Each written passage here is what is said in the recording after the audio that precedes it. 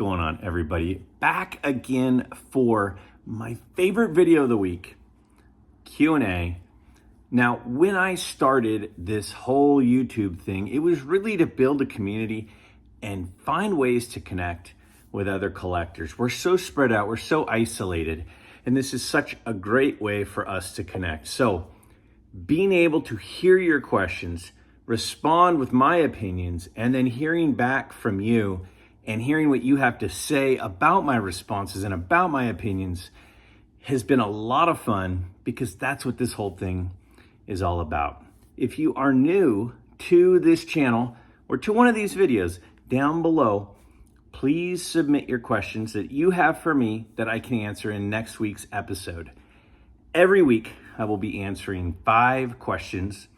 And if I don't get to your question in the very first week that you post it, please continue to post it so that I can eventually get to it. But without your questions, there's nothing to answer. There's nothing to give opinions on. So please take a second down below, post your questions in the comments, and I look forward to seeing what you have in store for me for next week. But let's take a look at our first question right now. How has your card collecting strategy evolved throughout the years? I think this is a really fun question. But the terminology that you used when asking it is really interesting to me.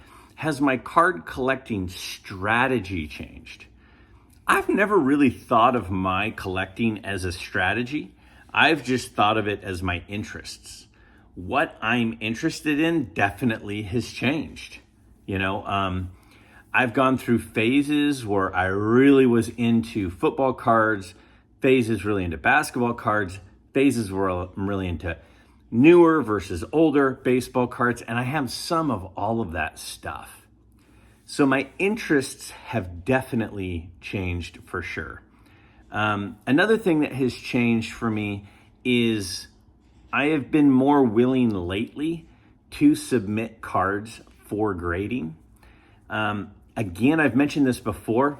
I actually like the look and feel of raw cards better, or ungraded cards better. But for me, I have come to grips with the fact that grading seems to just be a part of the card collecting community. And what it does when your cards are graded is it allows you to have them more liquid. So when my interests do change, I can pivot faster, liquidate cards faster when they're graded. As far as my strategy or my main overall interests, I'd say that they have changed mostly as I've gone older, and I've always been into older cards. Even as a kid, I was collecting, I grew up in the late, 80s and 90s, and I was buying some of the older guys that were starting to retire, that were the future Hall of Famers, like the Carlton Fisks and the Andre Dawsons and the George Bretts. And I always had a lot of admiration for the Eddie Matthews and the Al Kalines and the Brooks Robinsons and some of those guys that played, into the 70s. And I was always into that stuff. But I couldn't afford it. I just, I was a kid. So I did have a few of those types of cards, but I didn't have many because I didn't have money. So as I've gotten older, as I've gotten to an age where I'm making a little bit more money, I have been able to actually purchase more Wilt Chamberlain cards and more Kareem Abdul-Jabbar cards and more Jim Brown cards and John Unitas cards and, all of the greats of baseball, which is a little of everything, all the way back from T206s to modern stuff. So yes, my interests have changed. I guess you could call that a strategy change. But I would tell any collector, don't permanently fall in love with in certain cards in particular. Be okay knowing that having it for a while and then your interests changing and then moving that card on to pick up something that you're now interested in. that kind of evolution of your collection and moving things to other collectors is okay. Don't feel like once you have a card, you have to keep that card forever. If that's not your primary interest anymore, it's okay to move it on. And it's okay to liquidate it to free up funds to move into the thing that you're most into now. I recently decided to make a large vintage purchase. Value-wise, for the same amount of money, would you prefer to have 3 PSA 4 or 5 maze cards, or just 1 PSA 7 maze? What is your long-term preference? Wow, that is a really hard question. It's something I've wrestled with a lot. I even did a video on it recently on comparing the values and what holds value more and what goes up in value more, the higher grade cards or the lower grade cards. It really is the hardest question in collecting. I've posed this question on my channel before, and it is definitely something that we've talked about back a few months ago on what do I want? Do I want a couple of high-end cards, or do I want a lot of lower to mid cards? Now, the collector part of me says I want more stuff. I want to have a lot of different things. To me, tying up a ton of money into just a couple of cards prevents me from having other things that I want to have. So if I have a card that's a 3 or a 4 and it's nice looking, I don't have any problem just having a 3 or a 4 grade of it. And when I say a 3 or a 4 grade, that's just the approximate look of it.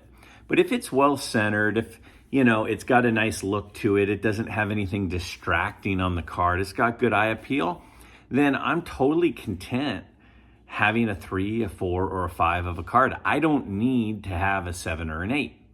Again, that's the collector part of me. Now, if I'm looking for a card that is going to accelerate in value and hold value and potentially be really worth a lot of money, then yeah, I think the higher grades and having a few high quality, high grade, high conditioned cards is probably the place where the most money will be focused. So it kind of depends. My answer to this kind of depends on where you are. If you have a card that you want to hold for just enjoyment purposes, if it's a card you really like, if it's a card that looks good to your eye, but it's only, a 4 or a 5 versus a card that's a 7, if the card that's a 7 looks way better and you're just drawn to it, then that's the route you should go. I have one of the Bird Magic rookie cards, and I really wanted a pretty nice one, and they're really expensive. I have a 7 of that card. For whatever reason, I wanted that card and I wanted a sharp copy of it. But then some of the older stuff, like some of the T206 cards that I picked up, I have a Willie Keeler, I have a Chrissy Mathewson, some of those types of things, it doesn't really bother me if it's a lower grade. I bought a Monty Irvin rookie card the other day that I showed on a recent video, and it's a 4, I believe, and I'm totally good with that. So I think it really boils down to your personal preference. And as a collector, do you want a few high-end things or a variety of things? I personally would prefer a lot of different things, personally.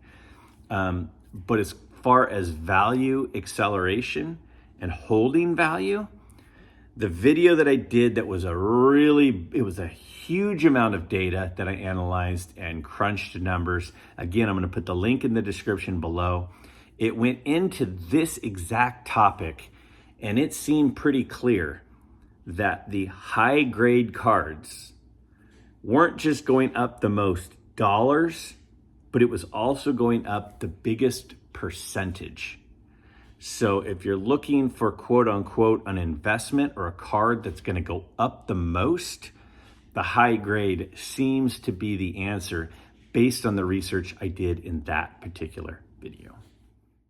What is your opinion on grading certain cards in vintage complete sets versus keeping the set raw to be able to keep them all together in a binder? Again, this is another fabulous question. What do we do? Because part of owning cards is we want to look at them. We want an easy way to be able to go through our cards and enjoy them. That's the whole point. It's fun to have them, but it's also fun to look at them. And when you have an entire set, and probably the easiest way to look at a set is by going through a binder with all of your cards. But then you have the really expensive cards. And you go, I want to protect them. I want to authenticate them. Maybe you want to grade them just so you have an idea of the value. But then if you grade the expensive ones, then they don't fit in the binder with the rest of the set. I totally understand the dilemma.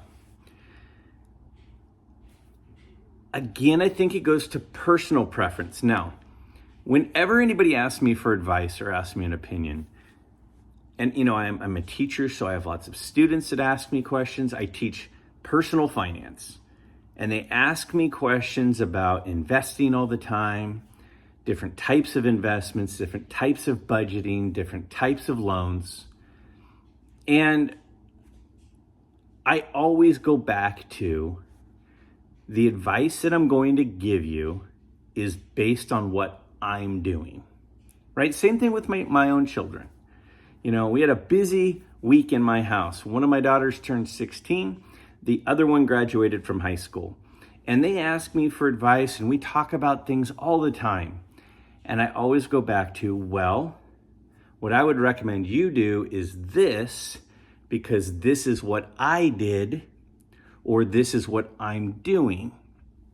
Now, if I did something and it turned out badly, I would share my personal experience as to why that was not a good decision.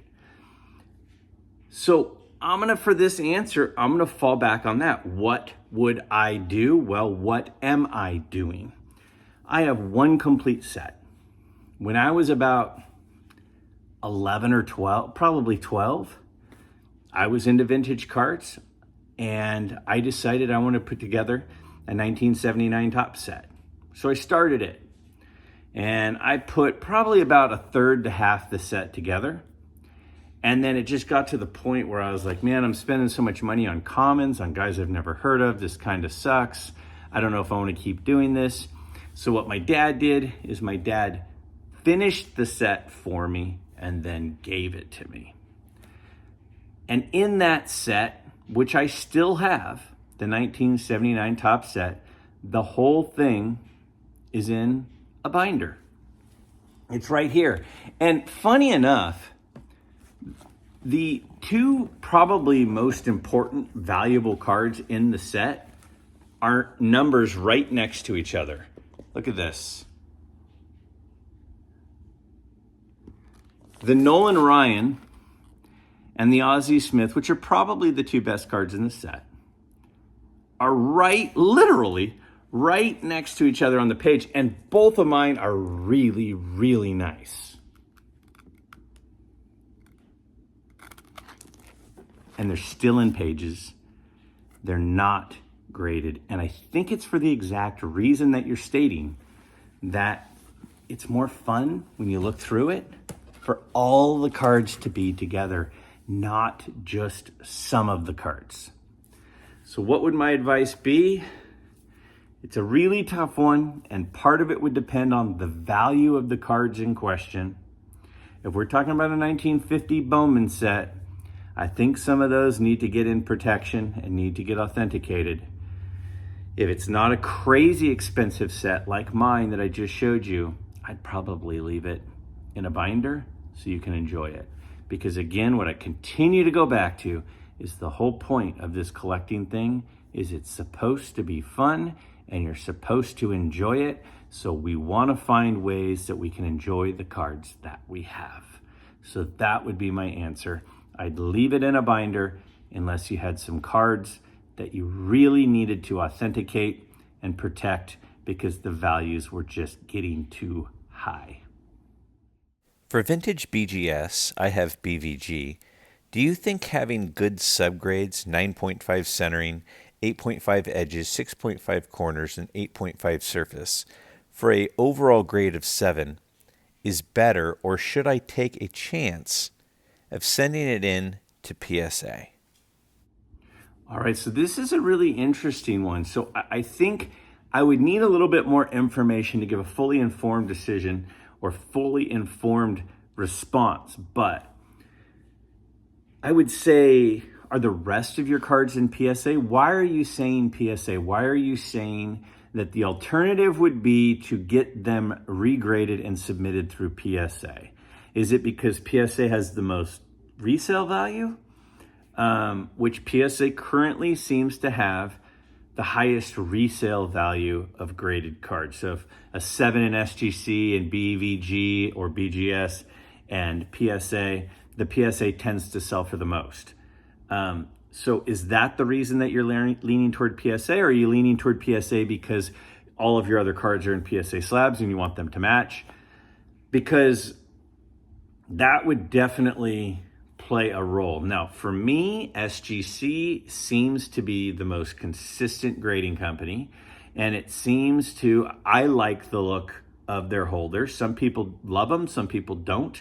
I like the looks of their holders. So if you're just wanting to get it out of a BVG slab and into another type of slab, I would say, why are you choosing PSA? I don't necessarily think that that's the best option. Now, if you want to re-slab them because you want to sell them, then I definitely understand the whole PSA piece of it.